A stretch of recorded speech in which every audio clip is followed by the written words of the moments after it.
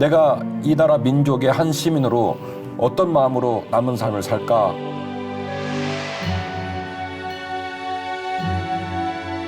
국가적인 공의는 최악의 상황이었어요.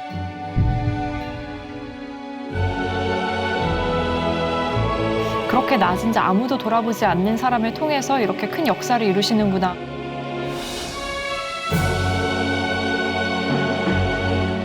오직 정의를 물과 같이, 오직 공의를 마르지 않는 강과 같이 흐르게 할지어다.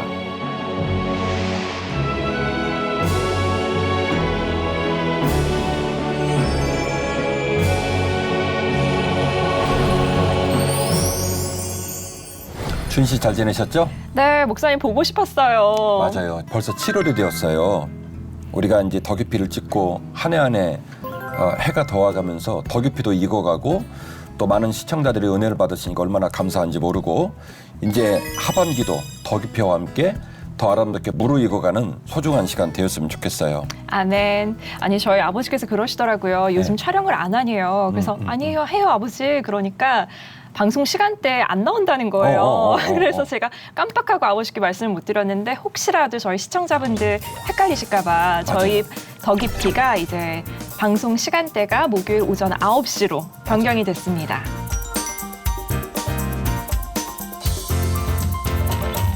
신약 이야기 중에 결국 예수님의 이야기로 방점을 찍고 다시 이제 구약으로 돌아와서 지난번에 에스더 얘기를 했지 않습니까? 네. 자, 오늘은 그 에스더 이야기를 이어서 그 다음 예언자들 이야기를 좀 이어가려고 해요. 오늘 예언자를 이야기하기 위해서 우리가 개념을 한번 잘 알고 있는 개념이지만 한 번 더 복습을 하고 그리고 오늘 이야기로 넘어가려고 하는데 성경에 이런 얘기가 나와 할 정도로 독특한 정체성을 가진 이야기인데요.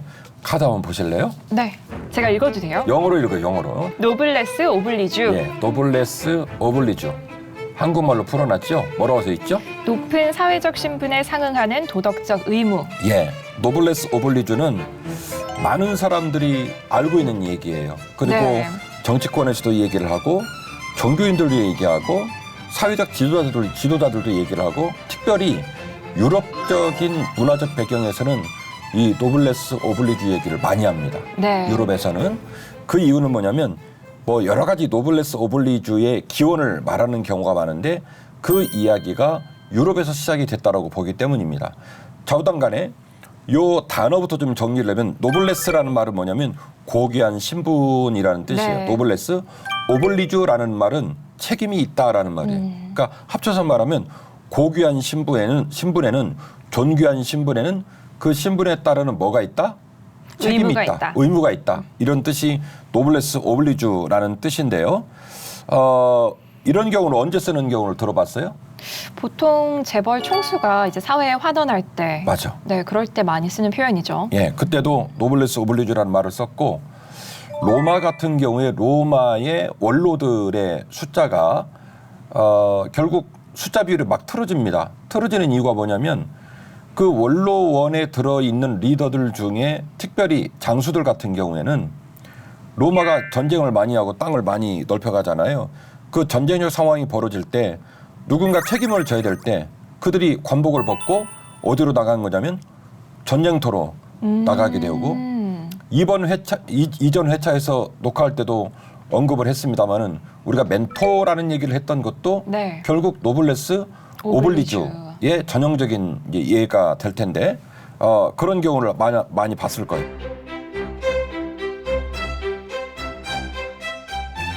노블레스 오블리주에 대한 기원은 뭐 여러 가지 로마에서 기원을 찾기도 하고 그러는데 명백한 사건이 하나 있어요. 그 사건을 좀 소개를 하려고 합니다. 자, 요 동상을 가서 보신 적이 있거나 혹은 본 적이 있나요? 본 적은 있는데 직접 보진 못했어요. 아, 그랬구나. 네, 로댕의 깔레의 시민들 맞습니다. 작품이잖아요. 프랑스의 노르망디 해변에 깔레라는 도시가 있는데 옛날에는 더 작았고 지금은 12만 명 정도 되는 도시예요. 이 깔레에는 깔레 시청 앞에 깔레의 시민들이라고 하는 동상이 있습니다. 근데 이 동상의 뜻을 몰라도 지나가는 관광객들이 다 여기서 사진을 찍어요. 왜냐하면 작품성 때문입니다. 왜 저렇게 이 작품이 눈에 띄느냐? 바로 로댕이 만들어서 그래요. 프랑스 깔레 시민들이 로댕에게 몇백 명이 지난 이후에 이 깔레 시민들을 기념하기 위해서 만들어 달라고 강청을 했고 로댕이 무려 이 동상을 10년 동안 만들어서 완성을 한 거예요. 어머나. 그래서 꼭 가봐야 돼. 그렇네요. 그래서 깔레 시청 앞에 있는 깔레의 시민들 6명의 시민이 있는데요. 이 6명의 시민 목이라 어깨 같은 데는 밧줄이 이렇게 둘러져 있습니다. 그 밧줄을 메고 고통스러워하는 표정을 갖고 있고 깔레 시민들은 이 깔레 시민들이라는 동상을 볼 때마다 우리가 어떤 시에 살고 있고 그 시에 살았던 우리 인생의 선배들이 어떤 의식을 가지고 살았는지를 묵상하고 거기에 자긍심을 갖고 그런다는 거예요. 왜 그럴까? 영국과 프랑스가 이제 100년 이상의 전쟁을 치를 때 일어났던 일인데 그렇게 전쟁을 치르다가 1347년 이 전쟁에 막 깔레라는 노르망디 해변에 있다고 그랬으니까 영국과 전쟁을 치르다가 결국 지원군이 오기를 기다렸는데 지원군이 못 오고 함나게 되는 일이 벌어지게 됩니다. 이 함나게 되어서 에드워드 3세가 깔레 시민들에게 어쨌든 끝까지 버티고 항거하고 싸웠으니 이쪽 영국군도 얼마나 피해가 컸겠어요. 그래서 깔레 시민들 모두를 벌을 줘야 될 상황인데 근데 어쨌든 전쟁에 있는 이긴 승자가 이들 어떻게 다 죽이겠습니까? 네. 그래서 뭐라고 얘기를 하냐면 너희들 중에 용기 있는 자가 있다면 6명 나와라. 그럼 6명 처형시키고 용서해 줄게. 네. 6명 처형시키고 우리들하고 서로 전쟁했던 거 없었던 일로 할게. 에드워드 3세가 얘기를 한 겁니다. 그러니까 이제 결국 6명의 요나를 뽑아야 될 상황인 건데 자기 목숨이 중요한데 나오면 죽는 건데 누가 나오겠냔 말이에요. 그런데 이때 깔레 시민 중에 가장 많은 사람들이 주목받을 만한 사람들이 스스럼 없이 나오게 됩니다. 가장 첫 번째 나왔던 사람이 웨스타슈드 생피에르라는 사람이 나옵니다. 웨스타슈드 생피에르는 누구냐면 깔레에 있는 시 중에 제일 부자였어요. 지킬 게 제일 많은 사람. 절대로 죽으면 안 되는 사람. 웨스타슈드 생피에르라는 사람이 가장 먼저 나와서 내가 죽겠다. 딱 나왔어요. 그러자 장데르라고 하는 시장도 다소 늦기는 하였으나 내가 대표로 죽겠다. 그래서 웨스타슈드 생피에르 나오고 그 다음에 장데르 나오고 그 다음에 부자상인 피에르 드 윗상이라는 사람이 세 번째로 나옵니다. 와. 그러자 피에르 드 윗상의 아들이 아버지 가겠다는데 아들까지. 나도 간다. 몇 명이 지금? 4명. 4명이죠. 요 4명이 나오고 이름을 알 수 있는 3사람이 더 따라 나와요. 3명이요. 네, 그럼 6명이면 되는데. 그럼 몇 명 됐어요? 7명이요. 7명 된 거지.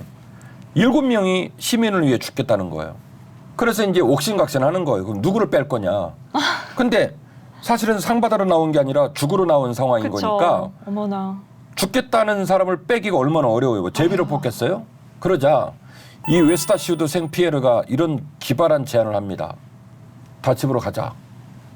자고 내일 이맘때 나올 때 제일 늦게 나온 사람 빼자. 그러니까 참 지혜로운 거예요. 마음에 두려움이 있고 좀 죽기로 자원하긴 했지만 약간 헷갈리는 사람이 얼마나 발걸음이 무겁겠어요. 그러니까 웨스타슈드 생피에르가 말하기를 그렇게 마음이 헷갈려갖고 늦게 나온 사람 빼주자. 그래서 일단 집에 가자고 그래가지고 해산을 한 거예요. 다 집에 갔어. 그 다음날 딱 오는데 이 웨스타슈드 생피에르 빼놓고 나머지 6명이 정확한 시계로 온 거예요. 그러니까 웨스타슈드 생피에르의 예상을 빗나간 거예요. 그런데 정작 이것을 제안했던 웨스타슈드 생피에르가 안 나온 거야. 얼마나 황당해요. 자기가 그렇게 제일 먼저 죽겠다고 나왔고 그렇게 제안을 한 입장인데 이 본인이 안 나왔으니까. 그래서 이 시민들이 이게 뭐지? 그래가지고 네. 웨스타슈드 생피에르 집으로 찾아가게 됩니다. 무슨 일이 벌어진지 아세요? 무슨 일이죠? 자살을 했어요.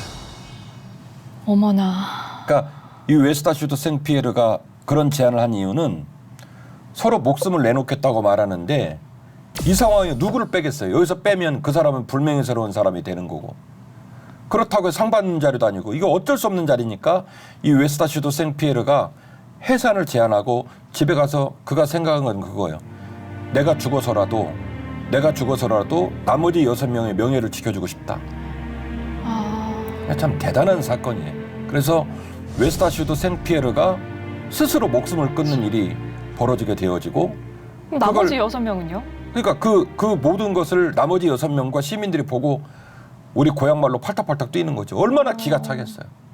에드워드 3세가 다 죽인 상황은 아니지만 어쨌든 벌써 웨스타슈드 생피에르가 스스로 목숨을 끊은 상황이 벌어진 거예요. 그래서 이게 사회적인 이슈가 됩니다. 네. 이 사회적인 이슈가 된 이야기를 에드워드 3세의 부인이 황후가 들어요. 왕비가.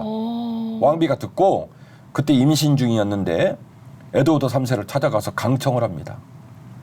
비록 적군의 나라고 깔레라는 사람들이 항전을 해서 우리 병사도 많이 죽고 너무너무 힘든 전쟁을 치렀지만 이 정도로 고결하고 이 정도로 명예가 대단한 시민들을 당신 손으로 죽여야 되겠냐. 사면해줘라. 지혜롭다. 없었던 일로 해라. 그래서 6명의 명예로운 시민들이 살아요. 세상에. 이런 어마어마한 사건이 깔레라는 시에 일어나게 되었고 우리나라도 아니지만 어쨌든 이 깔레라는 도시에서 그 작은 시골 마을에서 이런 일이 벌어졌다는 것이 제가 더 깊이 이야기꾼으로 이야기를 마련해서 시청자들과 나누고 있지만 얼마나 가슴에 울림을 주는지 몰라요. 그래서 이 웨스타슈드 생피에르의 고결한 죽음 그리고 자신들도 동일하게 죽겠다고 자원을 냈던 그 6명의 시민들을 기념해서 그 깔레라는 시의 시청 앞에 이 6인의 깔레 시민들이라는 동상이 있는 거예요. 와.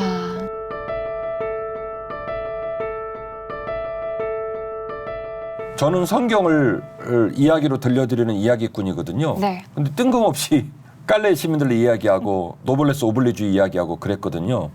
왜 그럴까요? 오늘 이 노블레스 오블리주를 실천한 성경의 인물이 있지 않을까요? 틀린 답을 낸 적이 없어요. 박주인 우리 아나운서는. 오늘 드디어 이제 에스더 이야기 이후의 이야기를 하려고 하는데 이제 주인 씨 기억할 거예요. 제가 아주 싫어하는 게 오므리 왕조예요. 네. 오므리 그 아들 아합, 이세벨, 아달랴 뭐 제가 쭉 얘기했던 그 시기에 활동했던 엘리야, 엘리사 이전 회차에 얘기를 했죠. 그 오므리 왕조의 그 다음 왕조가 예후 왕조입니다. 이 예후 왕조 시대에 활동했던 세 사람의 북이스라엘의 예언자 얘기를 할 거예요. 아모스, 호세야, 요나 이 세 사람 얘기를 할 겁니다. 네. 이 아모스, 호세야, 요나 이 세 사람 중에 아모스라고 하는 예언자가 노블레스 오블리주라고 하는 이 이야기. 그러니까 제가 너무 놀란 건 뭐냐면 노블레스 오블리주는 현대 사회의 이야기란 말이에요. 네. 그런데 노블레스 오블리주를 연상시킬 만한 강력한 사회적인 공의, 부자, 권력자 그리고 사회가 가져야 될 온전한 리더십의 상을 선포했던 아주 독특한 정체성을 가진 예언자가 누구냐면 아모스예요? 오. 아모스 얘기를 하려면 분열왕궁의 왕조를 좀 점검해 볼 필요가 있어요.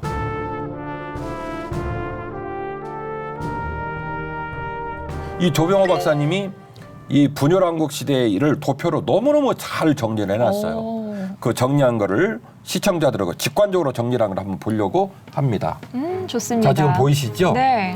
왼쪽은 남유다의 역사고 네. 오른쪽은 북왕국 이스라엘의 역사인데 네. 이제 조병호 박사님은 다윗의 계보라는 표현을 썼어요. 왜냐하면 마태복음을 얘기할 때 네. 다윗의 아들 예수 그리스도의 세계라 이렇게 시작을 하잖아요. 맞아요. 네. 그래서 예수님의 어떤 탄생과 예수님의 사역의 모티브, 그 정통성을 어디서 끌고 오냐면 다윗에게서 끌고 오게 됩니다. 그래서 네. 남유다, 다윗의 계보를 이어가는 남유다의 역사, 그리고 오른쪽은 북왕국 이스라엘의 역사를 얘기하는데 남유다의 역사마저도 지그재그로 횡보를 합니다. 원래 남유다는 다윗의 계보를 잘 이어가야 되는데 네. 남유다의 왕들 중에서도 결국 다윗 계보를 잘 따르지 못하고 이렇게 잘했다가 못했다가 잘했다가 못했다가 이런 모습들로 나타나게 되어지고 오른쪽 북왕국 이스라엘의 역사는 비교적 왼쪽에 있는 남유다 왕들보다도 북왕국 이스라엘 인원이 훨씬 많죠. 훨씬 많아요. 네. 그 이유가 뭐냐면 족보가 없는 왕조예요. 에? 족보가 없다고요? 예, 우리가 그동안에 이세벨 이야기, 아달랴 이야기 묵상하면서도 기억이 나시겠지만 힘센 놈이 장땡이에요. 그래가지고 어쨌든 간에 막 며칠 만에 막 왕을 죽여버리고 이세벨 황후는 아시잖아요. 발코니에서 떨어져가지고 머리가 터져 죽고 막 이런 일이 벌어지잖아요. 그래서 피해 역사예요. 그야말로 폭주했다. 네. 이렇게 표현을 할 정도로 북왕국 이스라엘 역사가 그런데 북왕국 이스라엘 역사는 아주 시정일관 올곧죠. 왼쪽에 비해서. 그러니까요. 네, 뭐 횡보라는 말 쓸 필요도 없어요. 그냥 줄창 아주 한결같이 하나님의 대적 지점이 있습니다. 그래서 제 표현으로 폭주했다라는 표현을 쓸 정도로 그렇게 달려가게 되는데 이 북왕국 이스라엘의 계보 중에 제일 중요한 왕조가 오므리 왕조 그리고 예후 왕조입니다. 오므리 왕조 시대에 결국 엘리사가 활동을 네. 하고 예후 왕조로 넘어오게 되면 오늘 말했던 아모스, 호세아 뭐 이런 인물들이 등장이 되게 되는 거죠.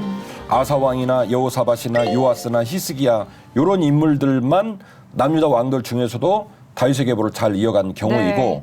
북왕국의 왕조는 그야말로 아주 뭐 횡보 안 해요. 그냥 쭉 직진합니다. 불순종으로 직진하고 폭주로 맞아요. 직진하고 하나님과 대적 지점이 있는데 그 대적 지점에 활동을 했던 왕조 중에 또 굉장히 드러나는 왕조가 오므리 왕조와 예후 왕조라고 말할 수 있다. 그리고 오늘 이제 계속 이어지는 거는 그 중에 아모스 선지자 그리고 그 중에 호세아 선지자 네. 이어서 요나 선지자까지 이야기를 하겠다 이런 얘기예요. 정말 기대돼요. 자, 아모스가 예후 왕조 사람이다라고 하는 우리가 정리를 좀 했습니다만은 이 예언자와 예언서, 예언자가 예언서를 쓰겠죠. 네. 이전에 우리가 언급을 했던 역사서들과 예언서의 특징이 있습니다. 역사서는 그 사건이 있었냐, 있었다면 누가 있었냐, 그 얘기가 얼마 동안 있었냐, 네. 그 주변의 이야기는 누가 있냐, 뭐 이런 식으로 전개가 된다면 예언서는 지금 있는 역사의 사건에 관한 이야기도 중요하지만 그 역사의 사건에 어떤 의미가 있느냐, 이게 중요해. 그래서 현재를 과거를 기반으로 해석하고 네. 또 현재를 기반으로 미래를 조망하는 이런 특징을 갖고 있는 것이 예언서의 특징이다라는 것이고 그 예언자들이 그러면 예언을 할 거 아닙니까? 뭐 오늘을 평가하고 그래서 뭐 이후에 이러이러한 어려움이 있을 것이다. 혹은 이러이러한 부분에 축복과 은혜가 있을 것이다. 라고 얘기를 할 거예요. 그럼 뭐를 기반으로 해야 될까요? 이 모든 예언이 제대로 힘을 발휘하려면 하나님의 말씀에 기반을 해야 되는 네. 거예요.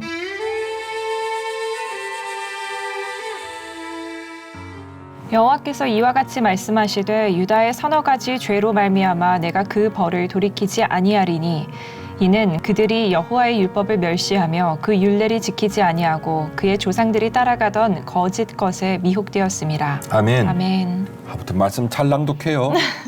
자, 아모스가 이스라엘 백성에게 탁! 징계의 메시지, 두려움의 메시지를 선포합니다. 내가 너들한테 서너 가지 지적할 사항이 있어. 이 문제의 개선 사항과 미래적인 조망을 말할게. 근데 이 모든 것들을 판가름 짓는 기준이 있어. 잘됐다 못됐다 라고 말하는 기준이 있어. 그게 뭐냐면 여호와의 말씀이야.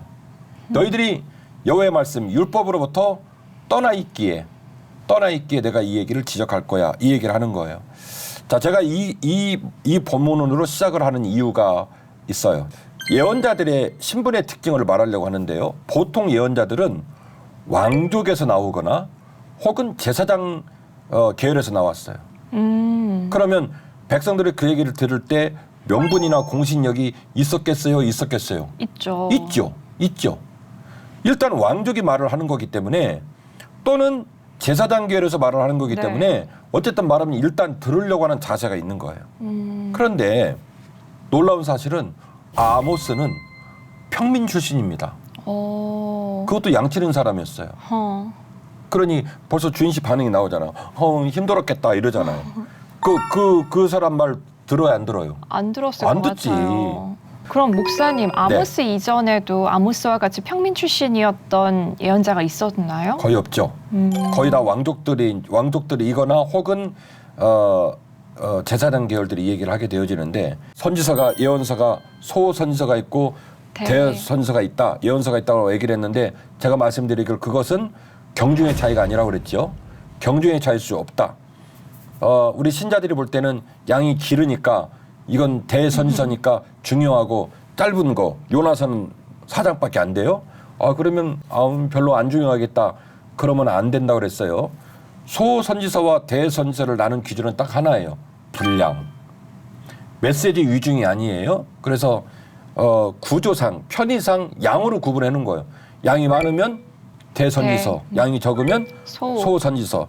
소선지서가 12명인데 이 12명 중에 기원전 760에서 750엔 이때 활동을 하면서 여로보암 2세, 아래는 유시야 왕, 위에는 여로보암 2세 활동을 하는 그런 시기인데 이 시기에 아모스 선지자가 활동을 하는 거예요. 호세아나 이사야보다는 좀 앞입니다. 특이한 것은 이 사람은 일반 평민이었습니다. 남유다 사람으로서 드고아 출신입니다. 예루살렘에서 남쪽으로 18km 정도에 있는 드고아 출신인데 이 사람이 활동을 어디서 했냐면 북이스라엘에서 활동을 한 거예요. 근데 여러 가지로 특이해요. 황야에서 양을 치고 있던 아모스를 하나님이 부르셔가지고 사회적인 부정, 종교적, 도덕적 퇴폐를 지적하는 예언의 말씀을 주십니다. 이 예언의 말씀을 듣고 심판의 메시지를 들고 신성한 판결을 위하여 하나님의 전능을 위하여 사회적인 정의를 위하여 예언을 하게 됐던 선지자 아모스, 예언자 아모스가 되겠습니다. 그리고 이 아모스 예언자의 또 다른 특징이 있는데 최초의 문서 예언자라는 얘기예요. 문서 예언자라는 게 무슨 말이죠? 이 문서 예언자란 말은 우리 일반 신자들이 잘 들어본 적이 없을 거예요. 그래서 더 깊이가 필요한 거예요. 네. 보통 예언자들을 말할 때 자기 이름으로 되어진 책을 가진 사람을 문서 예언자라고 그래요. 아모스도 아모스서가 있고 호세아도 호세아서가 있고 요나도 요나서가 있고 이사야도 이사야서가 있고 이러잖아요. 근데 엘리야는 엘리야서가 없잖아요. 그렇네. 그죠? 네. 엘리사도 엘리사서가 없잖아요. 그렇죠. 또 다른 성경 안에 들어가서 활동을 하는 선지자들은 문서 선지자, 예언자로 보지 않아요. 그 문서 안에 활동을 한 이야기를 우리가 간접으로 읽고 있습니다만은 자기 이야기로 된 책을 갖고 있는 사람을 문서 예언자라고 얘기를 하고 이 문서 예언자의 일호, 이 문서 예언자의 발효점이 누구냐면 독특하게도 아모스입니다. 자, 이 아모스가 문서 예언자의 일호가 됐던 이유가 있어요. 궁금해. 뭐죠? 자, 옛날에 제가 분열왕국 시대에 북왕국 이스라엘과 남유다로 갈라졌다고 그랬잖아요. 밑에는 르호보암, 위에는 여로보암이라고 그랬잖아요. 여로보암이 왕이 딱 됐는데 아주 민감한 사안이 벌어진 게 1년에 3차례 이상 여기 있는 사람들이 제사를 드린답시고 남유다로 자꾸 내려가요. 내려가니까 열받죠. 그 열받으니까 사마리아 땅 맨 끝 유다 땅 접경에 베델이라는 마을이 있거든요. 이 베델에다가 왕의 신당을 짓습니다. 뭐 하도록? 유다를 못 가도록. 그래서 이 베델에다가도 베델 신당, 베델 신전을 만드는 거예요. 성전처럼. 그래서 내려가다가 베델에 멈추고 거기서 제사 드리고 가게끔, 못 가게끔. 못됐다. 못됐죠. 이 베델이 그래서 굉장히 중요한 역할을 했다고 이전 회차에서 얘기를 했는데 이 아모스가 어디 가서 활동하냐면 베델 가서 활동을 하는 거예요. 야 이놈들아! 그래서 막 얘기를 하는 거예요. 그런데 말씀드린 대로 아모스가 왕족 출신이거나 혹은 제사장 출신이거나 혹은 북이스라엘 사람이거나 뭐 어떤 대표성을 지니는 백그라운드를 갖고 있으면 그래도 쫄아가지고 높은 분이 말씀하시니까 좀 들어볼까 이럴 텐데 이거 뭐 난데없는 드고아 사람 양치기 뭐 이런 사람이 느닷없이 그것도 남유다 사람이 베델 와가지고 막 얘기를 하니까 사람들이 듣겠어요 안 듣겠어요? 안 듣죠. 누가 듣겠어요. 그러죠. 그리고 제가 지금 말씀드리기를 이 소위 말하는 아모스가 활동을 할 때에 이 아모스의 메시지가 율법을 기반으로 하고 있습니다라고 말한 이유는 아모스 입장에서는 종교적이고 정치적인 대표성을 지니는 예언자들이 제구시를 제 역할을 못하고 있다라고 생각을 하기 때문에 대척 지점이 발생을 한 거예요. 사실은 당시에 아모스만큼 제대로 된 예언을 해댈 사람이 그 일을 하지 않고 있다는 책임감을 묻고 있는 거예요. 그러니 아모스가 베델에서 활동을 하기가 쉬웠겠어요? 어려웠겠어요? 더 어려웠겠어요. 더 어려웠겠죠. 그리고 국가적으로도 여로보암 있을 때는요. 막 국토를 넓힐 때예요. 뭐 네. 시리아, 모압, 암몬 남쪽으로 사해 지역에 이르기까지 막 땅을 넓히고 있을 때니까 경제 잘 돌아가죠. 땅 막 넓히고 있죠. 이런 상황인 거니까 권력자나 부자들이 캔세라 문제 있다 없다 문제 없다. 문제 없다. 문제 없다. 노 프로블럼 뭐 이런 상황이에요. 그런 상황이고 다른 예언자가 활동을 하고 있고 그리고 어쨌든 간에 종교적인 지도자들이 지도력을 발휘하고 있는 이 입장 속에서 아모스가 딱 하고 나오니까 그 사람 말을 듣겠냔 말이에요. 진짜 안 들었을 것 같아요. 그쵸. 쫓겨납니다. 쫓겨나갖고 다시 남유다로 내려와서 예루살렘에서 쫓겨나니까 거기서 활동을 못하니까 뭐를 하냐면 글을 써요. 그래서 문서 예언자가 됐군요. 예, 글을 씁니다. 그래서 최초의 문서 예언자의 시효이다라고 말하는 이유가 아모스가 자기에게 주어진 이 특수한 상황 속에서 기가 막혀서 그럼 내가 못 간다면 말로 못 한다면 뭐라도 하겠다. 글이라도 쓰겠다. 때 베델의 제사장 아마샤가 이스라엘의 왕 여로보암에게 보내어 이르되 이스라엘 족속 중에 아모스가 왕을 모반하나니 그 모든 말을 이 땅이 견딜 수 없나이다. 아모스가 말하기를 여로보암은 칼에 죽겠고 이스라엘은 반드시 사로잡혀 그 땅에서 떠나겠다 하나이다. 아마샤가 또 아모스에게 이르되 선견자야 너는 유다 땅으로 도망하여 가서 거기에서나 떡을 먹으며 거기에서나 예언하고 다시는 베델에서 예언하지 말라. 이는 왕의 성소요 나라의 궁궐임이니라.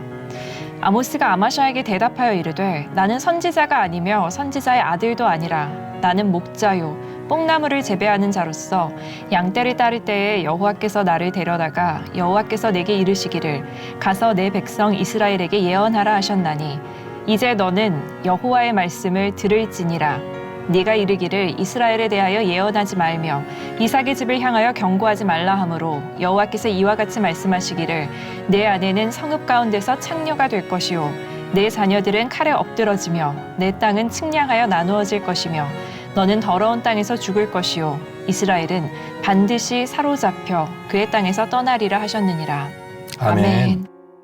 아모스서 그 7장 14절 이하를 보시면 이 아모스가 뭐라고 말하냐면 나는 선지자의 아들이 아니다.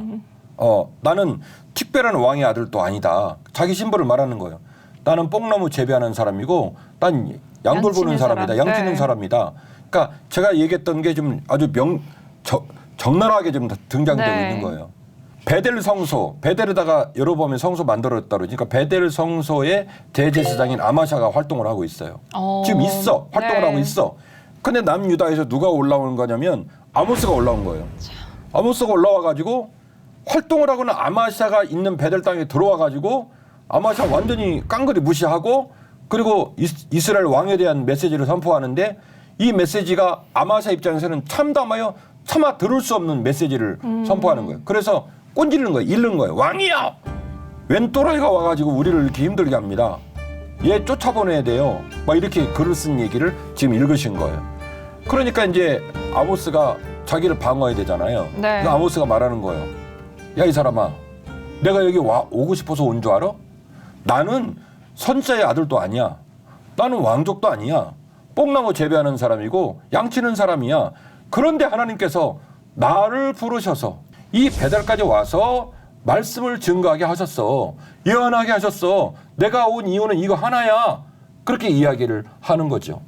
그래서 아마샤하고 아모스하고 빡 충돌을 하게 된 거죠. 정말 담대한 것 같아요. 어떻게 그 대제사장 앞에 가서 그런 말을 할 수 있었을까요? 누가 이겼을까요? 아모스 이기기를 원하는데. 당연히 아마샤가 이기지. 왜냐하면 아모스는 남유다 사람이고 같이 읽었지만 뭐라 하면 너 꺼져. 그러니까 고향 땅으로 가서 하라고. 네 고향으로 내려가. 네 예루살렘 있는데 거기 가서 막 해. 왜 여기 와서 난리를 치니? 이 얘기예요. 결국 아마샤가 이기죠. 아마샤는 이미 베델 성전의 대제사장이고 네. 왕하고 친하고 그리고 백성들을 가르치는 지도자의 반열에 서 있는 사람이고 제가 지금 노블레스 오블리주가 중요하다고 제가 말했죠. 그걸 떠올리고 이 아모스를 들으셔야 돼요. 네. 그러니까 결국 아모스 입장에서는 아마샤도 노블레스 오블리주의 대상이 되는 거예요. 여로보암 2세도 노블레스 오블리주의 대상이죠. 대상이 되는 거고. 그쵸. 그러니 이게 안 한다 이 얘기지. 그걸 까는 입장이 되는 거니까 그럼 대상자들인 여로보암 2세나 아마샤가 잘하면 이런 소리 들을 일도 없고 그러면 따뜻한 얘기 듣고 격려하는 얘기 들으면 고마워요 그러면 될 터인데 참 불행하게도 그러지를 못한 거예요. 말씀드린 대로 결국 여로보암 2세가 활동을 하는 아모스가 활동을 하는 시대는 국가가 땅을 넓히고 있고 그리고 부강함과 경제적인 풍요함이 있는 것처럼 보였지만 국가적인 공의는 최악의 상황이었어요.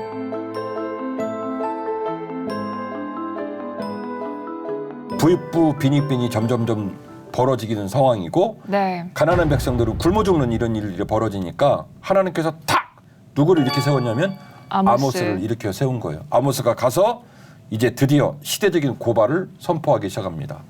부자들의 악행을 고발하는데 이 악행이 내용을 읽어보면 알겠지만 진짜 끝판왕입니다.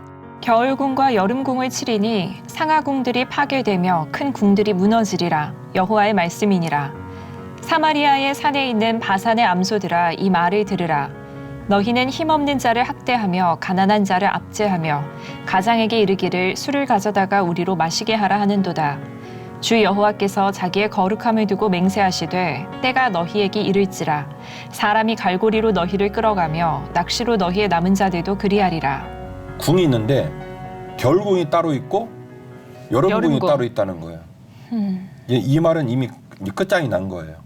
궁이 하나 있는 걸로 성이 안 차가지고 겨울궁 따로 만들고 여름궁 따로 만들고 그러면 그 안에 들어가 있는 시녀들 다 따로따로 뽑아야 되고 그리고 그 모든 걸 돌보는 물자도 2배가 있어야 되고 그쵸. 그리고 이런 습관은 왕족으로 비롯해서 사회 지도자들까지 다 번지는 거예요. 여호와께서 이와 같이 말씀하시되 이스라엘의 서너 가지 죄로 말미암아 내가 그 벌을 돌이키지 아니하리니 이는 그들이 은을 받고 의인을 팔며 신 한 켤레를 받고 가난한 자를 팔며 힘없는 자의 머리를 티끌 먼지 속에 발로 밟고 연약한 자의 길을 굽게 하며 아버지와 아들이 한 젊은 여인에게 다녀서 내 거룩한 이름을 더럽히며 모든 제단 옆에서 전당 잡은 옷 위에 누우며 그들의 신전에서 벌금으로 얻은 포도주를 마심이니라. 정의를 쓴 쑥으로 바꾸며 공의를 땅에 던지는 자들아. 아멘. 돈 주고 사람을 사고 판다. 이 말은 무슨 얘기냐면 결국 인신매매를 말하는 거예요. 사람을 돈 주고 막 사고 팔고 사람의 인권과 삶을 송두리째 끌고 가는 상황이 벌어지는데 이런 짓거리를 북왕국에서 하고 있는 거예요. 그거를 아모스가 신랄하게 비판하는 거예요. 또 좀 특이한 얘기는 입에 올리기가 좀 민망한 상황인데 어쨌든 아버지와 아들이 한 여인을 다녀간다. 이 거룩하고 아름다운 프로그램에서 자세히 말하고 싶지 않아요. 그냥 그래요. 차후당간에 성적으로도 아주 문란한 상황이 벌어지는 일이 벌어지고 그리고 또 하나 더 얘기를 한다면 저당 잡힌 옷 위에 누워서 잔다. 저당 잡힌 옷 위에 누워 있다. 요거는요. 당시 유대인들에게는 말도 안 되는 짓거리예요. 네가 만일 이웃의 옷을 전당 잡거든 해가 지기 전에 그에게 돌려보내라. 그것이 유일한 옷이라. 그것이 그의 알몸을 가릴 옷인즉 그가 무엇을 입고 자겠느냐. 그가 내게 부르짖으면 내가 들으리니 나는 자비로운 자임이니라. 아멘. 아멘. 아 이런 숨은 뜻이 있었구나. 기가 막히죠. 아무리 그 사람이 너에게 피해를 끼쳤고 아무리 그 사람이 나쁜 사람이라 할지라도 네. 그래서 네가 그 사람 옷을 저당 잡았어. 그 사람 옷을 갖고 있어. 그게 정당한 행위야. 그런다 할지라도 가난한 자의 겉옷은 그 사람의 몸에 목숨을 지키는 마지막 생명을 보존하는 수단이기 때문에 해가 지면 반드시 돌려주라는 거예요. 그리고 그 다음날 아침에 다시 저당 잡으라는 거예요. 그 땅은요. 어쨌든 지금이야 다 건물이 있고 그 건물 안에 냉난방 시설이 돼 있지만 과거는 그런 상황이 아니란 말이에요. 그러니까 이 말이에요. 출애굽기 22장이 말하는 건 가난한 자의 겉옷은 가난한 자의 옷은 그 사람의 목숨이다. 그런데 그런 옷을 등 뒤에 두고 이렇게 누우니까 그건 완전 고의적으로 지 옷도 네. 차고 넘치는데 그 가난한 자의 옷을 저당 잡아가지고 그 옷 위에 누워버리는 거예요. 마음이 악한 거죠. 고관 대작들이 이 시대에 했던 행태를 고발하는 거예요. 여호와의 날은 빛없는 어둠이 아니며 빛남 없는 캄캄함이 아니냐. 내가 너희 절기들을 미워하여 멸시하며 너희 성회들을 기뻐하지 아니하나니 너희가 내게 번제나 소제를 드릴지라도 내가 받지 아니할 것이요 너희의 살찐 희생의 화목제도 내가 돌아보지 아니하리라. 내 노랫소리를 내 앞에서 그칠지어다. 내 비파소리도 내가 듣지 아니하리라. 오직 정의를 물같이 공의를 마르지 않는 강같이 흐르게 할지어다. 아멘. 와. 엄청 유명한 본문이 나옵니다.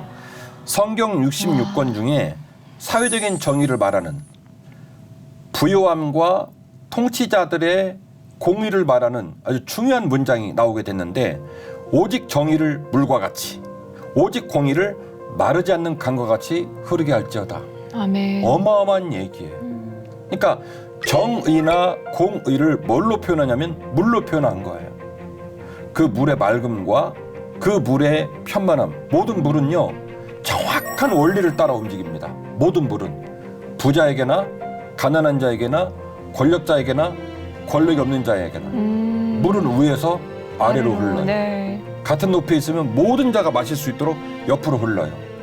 이게 이제 강과 물의 특징인데, 오직 정의를 물과 같이 공의를 마르지 않는 강같이 흐르게 할지니라. 그 말은 무슨 얘기냐?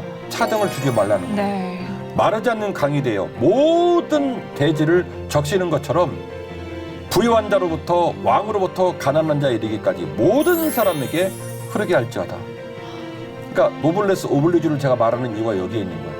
성경의 예언자가 이런 화두를 들고 나와서 이런 메시지를 주고 있다는 게 너무너무 놀라운 얘기고, 그러니까요.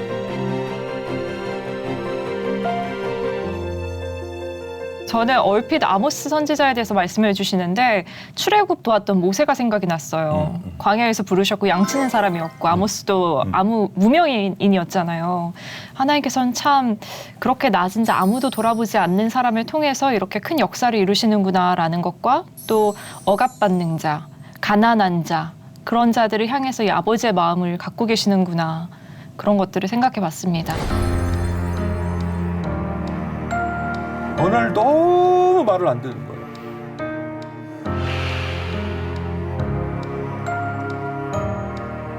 거예요. 나는 더 이상 네 아버지가 아니고 너는 더 이상 내 아들이 아니다.